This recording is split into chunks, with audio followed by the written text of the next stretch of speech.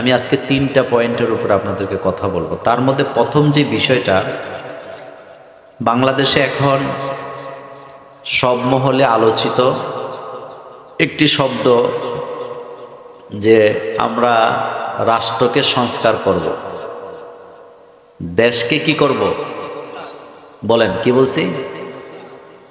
তো দেশ সংস্কার করবে যারা বলে, এই নিয়ে আমার কোনো কথা নেই, কারণ আমি যেহেতু এত বড় মাথাওয়ালা মানুষ না।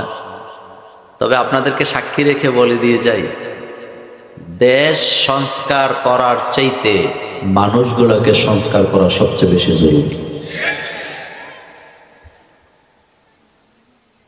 কারণ মানুষ ভালো হইলে দেশ কি হয়? ভালো হয়। আর মানুষ যদি চোর থাকে, দেশ কি কখনো ভালো হবে? আচ্ছা, সহজ ভাষায় বুঝেন তো, আপনাদের এই গ্রামের নাম কি? বাদামতলা মনে করেন। তো বাদামতলার 80% লোক, মনে কথার কথা বলি আর কি, মনে করেন চোর, বাকি 20% ভালো। এটাকে বাদামতলা বলবে না চোরের গ্রাম বলবে? চোরের গ্রাম। মানুষ যদি ভালো হয়, লোকেরা বলবে এটা ঠিকই বাদামতলা। এই জন্য বাংলাদেশ সংস্কার হোক আমরা চাই, তবে বাংলাদেশের মানুষগুলাকে আগে সংস্কার করা দরকার। বিশ্বনবী দুনিয়াতে এসে আগে রাষ্ট্র সংস্কার করেন নাই। মক্কাতে আল্লাহ রাসূল রাষ্ট্র সংস্কারের দাওয়াত দেন নাই, কিন্তু মদিনাতে যাওয়ার পর মক্কা যখন বিজয় করলেন, সোনার মানুষ তৈরি হওয়ার কারণে রাষ্ট্রটা সোনায় পরিণত করে দিলেন কে? আল্লাহ পাক বলছেন, আলিফ লাম রা, কিতাবুন আনজালনাহু ইলাইকা লিতুখরিজান নাসা মিনাজ যুলুমাতি ইলান নূর।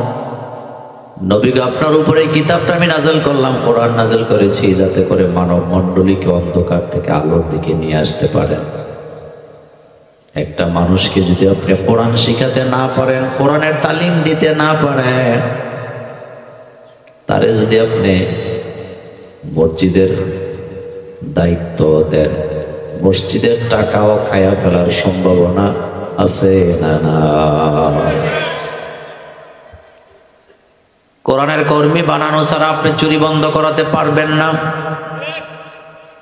বাংলাদেশের সবচেয়ে জনপ্রিয় বক্তা বর্তমানে মিজানুর রহমান আজহারি, কোন সন্দেহ আছে?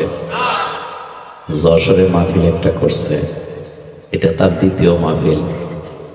আমরা বলি নাই, মিডিয়ারা নিজেরাই বলছেন 15 লক্ষ মানুষ হবে। ওইটা নিয়ে আমার কথা নাই, কিন্তু আজহারির মাহফিলে তো বাছাই করা শুধু কোরআনের কর্মীরা যায় নাই, সব দলের সব জায়গার লোকেরা যাওয়ার কারণে ওই জায়গায় মোবাইল চুরি, চেইন চুরি, ছিনতাইকারী সেখানে আছে না? 300 মামলা হয়েছে। কয়শ? এত বড় বিশাল মাহফিল, সবাই তো মাহফিল শুনতে আইছে। 300 জিডি হয়েছে। কারো মোবাইল নাই, কারো ঘড়ি নাই, কারো আংটি নাই, কারো চেইন নাই, কারো স্বর্ণের জিনিস নাই, মানি ব্যাগ নাই। তাইলে বোঝা গেল কোরআনের কর্মী না বানাইলে চুরি বন্ধ করা যাবে না। কারণ চোরের তো কোনো শ্বশুর বাড়ি নাই। চোরকে যদি শাশুড়িয়ে দেশি মুরগার রান খাওয়ায় শোয়ায়, হেতে গরুর ডাক শুনলে মাথা খারাপ হয়, হেতে এখন আর শ্বশুর বাড়ির কথা মনে থাকে না, শ্বশুর বাড়ির গরু নিয়ে বাইকা যায়, এমন চোর আছে না? চোরের কি নাই? শ্বশুর বাড়ি নাই, মানে চোরের জন্য মসজিদও নাই, মাদ্রাসাও নাই, মাহফিলও নাই, জেনে যায় হেনে চুরি করে। আমার মনে আছে কুমিল্লা পুলিশ লাইনের মাঠে গেছিলাম ঈদের নামাজ পড়ার জন্য। ঈদের নামাজে এসপি সাহেব আইছে, আড়াই সাহেব আসছে, এডিশনাল এসপিও আসছে, ডিসি আইছে, এডিসি আইছে, ওসি আইছে, পুলিশের বিভিন্ন পদের এসআইরাও আসছেন। ঈদের নামাজ সবাই পাঞ্জাবি পরে আসছে নামাজ পড়ার জন্য, কিন্তু ওই জায়গায় একটা পকেট মাইরও ঢুকছে। পকেট মাইরেরও মাথায় টুপি আছে, পাঞ্জাবি আছে, কিন্তু সমস্যা ওই জায়গায়। সমস্যাটা হলো, আমি যখন বক্তৃতা দিতেছিলাম হঠাৎ করে একটা ঝামেলা হয়েছে, পরে দেখলাম চোর ধরছে। তবে চোরে কামটা কি করছে জানেন? নেই, চোর যায় এসপি সাহেবের পকেটে হাত দিছে। মনোযোগ আছে আপনাদের? হেতে ঈদের নামাজ পড়তে আইসা কার পকেটে হাত দিছে? তো এসপি সাহেব তো আমার মতো বোকা না, উনি একটা জেলা চালায়, কথা ঠিক না? এভাবে হাতটা ধরছে, সোরার যাইতে পারে না। দুই পুলিশ এসে তারে ধরে নিয়ে কয়, বেটা ঈদের নামাজে আইছো, পকেট মারো কেন? কয়, স্যার আমার মাইরেন না, আমার কামই তো হেডা। আমার জন্য ঈদের নামাজে কি আর মসজিদ কি আর মাহফিল কি, কথা ঠিক কিনা? কথাটা কেন বললাম আগে শুনেন। যারা চুরি করে অভ্যাস, ঈদগাহ গেল করে, মাহফিলে গেল চুরি, আছে না? আওলাদে রাসূলের মাহফিলের নাম শুনছেন আপনারা? আন্দরকিল্লা শাহীজান মসজিদের খতিবের বাড়িতে একটা মাহফিল হয় 5 দিন ব্যাপী। ওনার মাহফিল থানার পাশেই, বিরাট বড় মাঠ। আমি প্রত্যেক বছর সেখানে যাই। প্রথম বছর গেছি মাহফিলে, ভুল রাস্তা দিয়ে ঢুকছি, আমার সহকারীর মোবাইল নিয়ে গেছে। কোত্থেকে নিছে? মাহফিল থেকে। কোত্থেকে? তাহলে বোঝা গেল মাহফিল টাফিল চোরের কাছে কিছুই নাই, হাতে চুরির ধান্দায় থাকে। পক্ষান্তরে কুমিল্লাতে কয়দিন আগে একটা সম্মেলন হয়ে গেছে, আমিও সেখানে ছিলাম। লাখখানেক মানুষ সেখানে উপস্থিত ছিল। কুমিল্লার ঈদগার ময়দানে হাজার হাজার নারীরা ছিল। সম্মেলনের পরে একজন নারীর চেইনও হারায় নাই, কারো জুতো হারায় নাই, মোবাইলও হারায় নাই, বরং উল্টা ঘোষণা হয়েছে, ধাক্কা ধাক্কিতে বের হইতে যে 8টা মোবাইল পড়ে গেছে, এগুলা স্টেজে দিয়ে গেছে। যাদের মোবাইল প্রমাণ দিয়ে নিয়ে যাবেন, এটার দ্বারা প্রমাণ হয় কোরআনের কর্মী ছাড়া চুরি বন্ধ করা যায় না।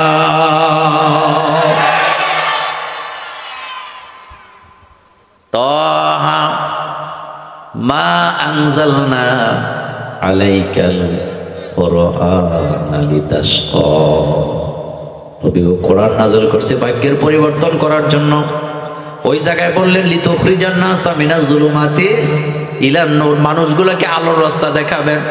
মাদ্রাসায় কোরআন পড়াই বলে এখনো মাদ্রাসার ছেলেরা উস্তাদদেরকে জুতা পরাইয়া দেয়, এখনো মাদ্রাসার ছেলেরা উস্তাদের বাথরুমটা পরিষ্কার করে দেয়, উস্তাদের বাথরুমে গেলে পানিটা আটকাইয়া দেয়। আর ইউনিভার্সিটির অনেক সব ছেলে খারাপ, এটা আমি বলবো না, তবে যাদের কাছে কোরআন নাই তারা উস্তাদরে দইরা পিটিও দেয়।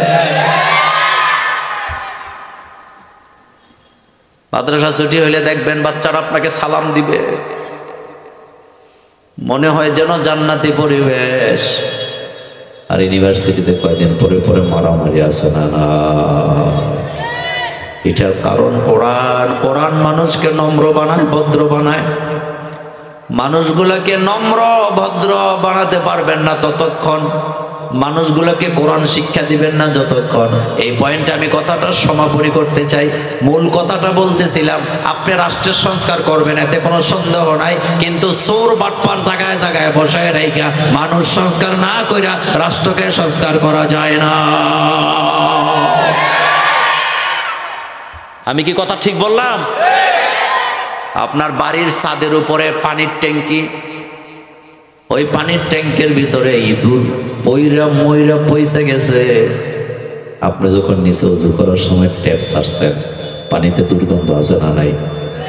তো আপনি যদি ট্যাপটারে ব্লিচিং পাউডার দিয়া, বাংলা সাবান, লাক্স সাবান, ডাব সাবান দিয়া গৈসা গৈসা দৌত করে, পানির থেকে দুর্গন্ধ যাবে।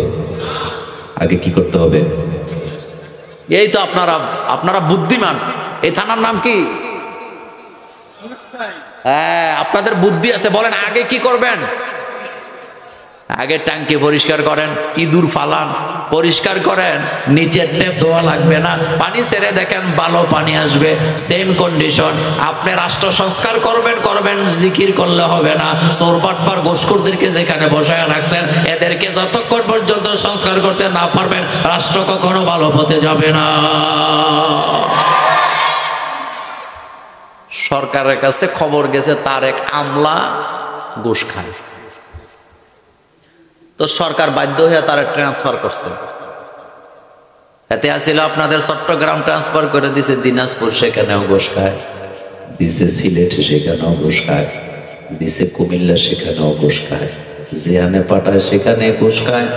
সরকার এখন মেজাজ গেছে গরম হইয়া, কয় তারা এমন এক জায়গায় বসাবে যেখানে কোনো টাকা লেনদেন নাই। আপনাদের কাছাকাছি নদী আছে না? কোন নদী? ফেনী নদী। ফাইন, কি নদী? তো সরকার সিদ্ধান্ত নিয়েছে যে আনে টাকা নাই তারে ওখানে বসা, তাইলে আর লেনদেন হবে না। তো কাজ কই থেকে দিব?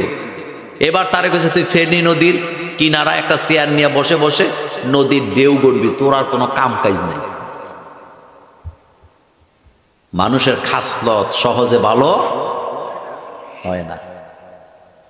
চেয়ার একটা দিয়ে বসায় রাখছে, এতে 2 দিন গালে হাত দিয়ে চিন্তা করছে, আহারে গোশ সারা বাস মুখে নেই। এবার নদীর দিকে তাকায় দেখে নদী দিয়ে মালবাহী নৌকা চলে, ট্রলার চলে, জাহাজ চলে। এখন হেতে নদীর ওই পারে গাড়ছে একটা খোটা। খোটাকে আপনারা কি করেন? খুঁটি। খুঁটি ওই পারে একটা, এই পারে একটা গাইরা রশি একটা লাগাইছে, লাগে এদিকে নৌকা সব এদিকে আটকাইছে, এদিকে এদিকে আটকাইছে।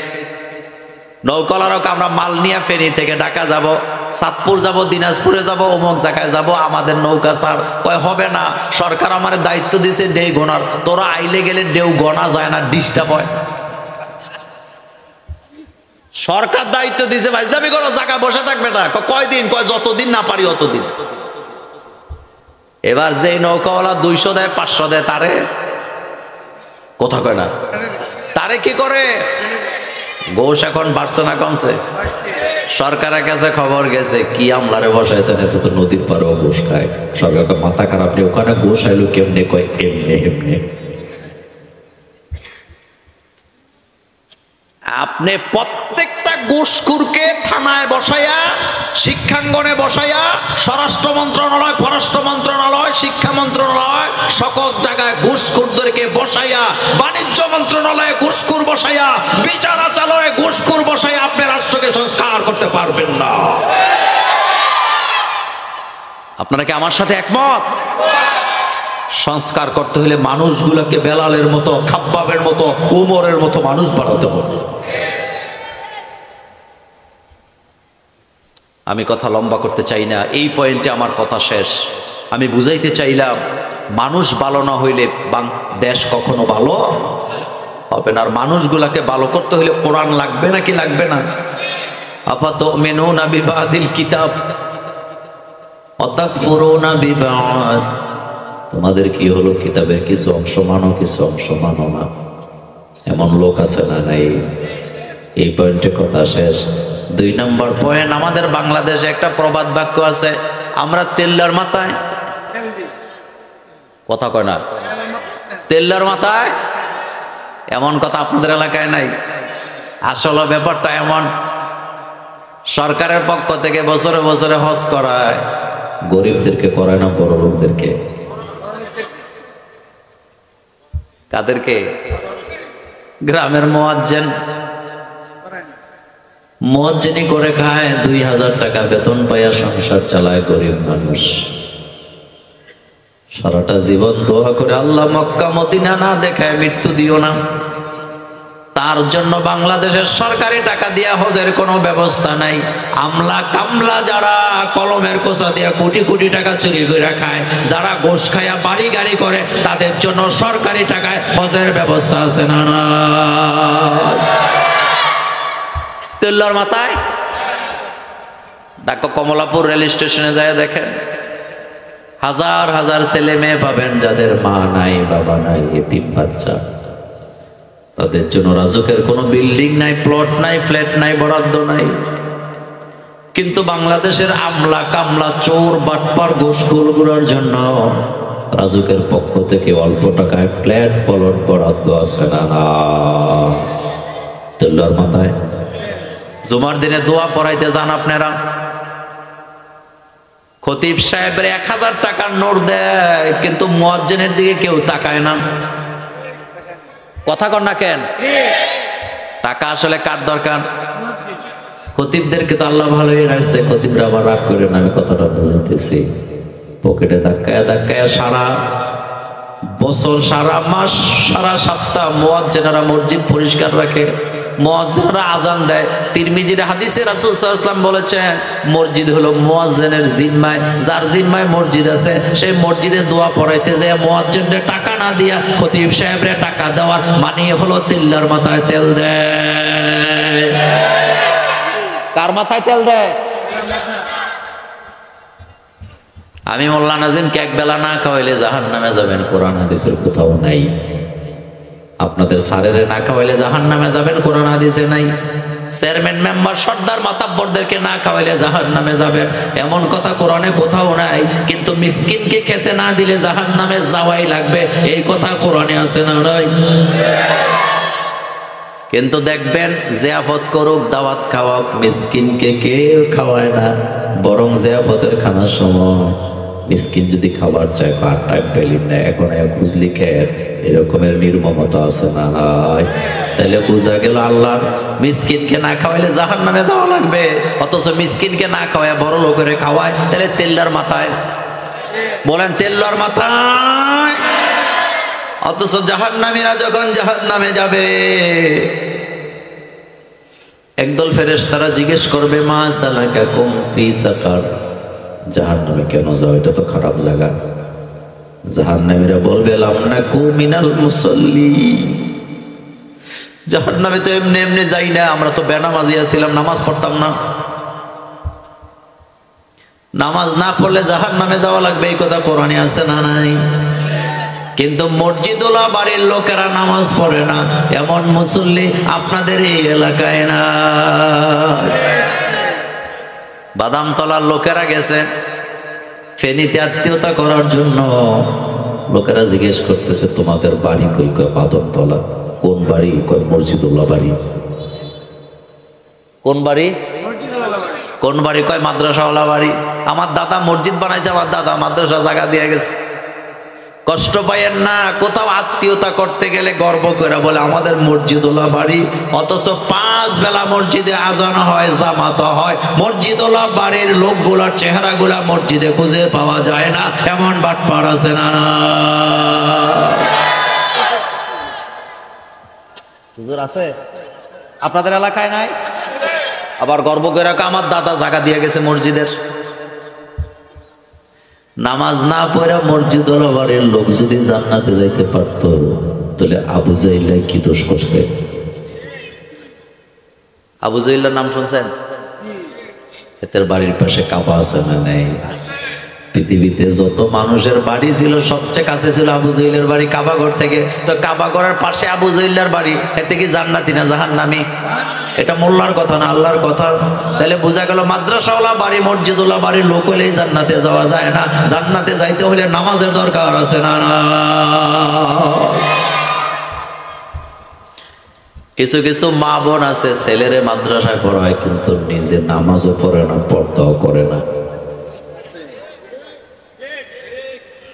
কথা কন না? আসেনি? তবে আপনাদের এই এলাকায় নাই।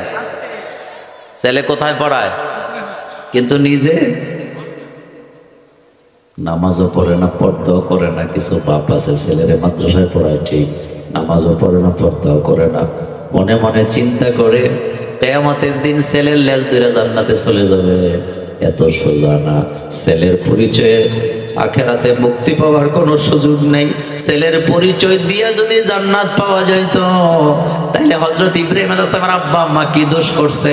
বাপের পরিচয় দিয়ে যদি জান্নাতে যাওয়া যাইতো, নূহ আলাইহিস সালামের ছেলেও যাইতো। সুতরাং বাপের পরিচয়, ছেলের পরিচয় দিয়া জান্নাতে যাওয়ার কোনো সুযোগ নাই।